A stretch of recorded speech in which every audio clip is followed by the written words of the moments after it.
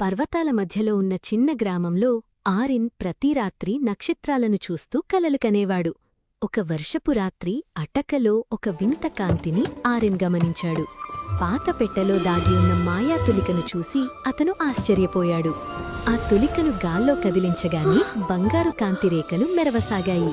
కొద్దిసేపటికి అతను గీసిన సీతాకోక చిలుక నిజంగానే ప్రాణం పొందింది. ఆ రోజునుంచి ఆరిన్ గ్రామాన్ని మాయారంగులతో నింపసాగాడు. మీరా ఆరిన్ రహస్యాన్ని చూసినా భయపడకుండా నవ్వింది. ఒక రాత్రి ఆరిన్ ఆకాశంలో వెండి చంద్రుణ్ణి గీయడం ప్రారంభించాడు. కాని ఆ చంద్రుని నుంచి నాక్స్ అనే చీకటి రాక్షసం బయటకు వచ్చింది. ఆ రాక్షసం గ్రామంలోని రంగులను ఒక్కొక్కటిగా మాయం చేసింది. ఆరిన్ ప్రయత్నించినా మాయాతులిక ఈసారి పనిచేయలేదు.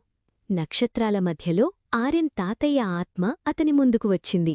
తులిక లేకుండానే ఆరిన్ తన చేతులతో నక్షత్రాలను గీయసాగాడు. బంగారు నక్షత్రాలు వెలిగిపోగా చీకటి మాయమై గ్రామం మళ్లీ నవ్వింది.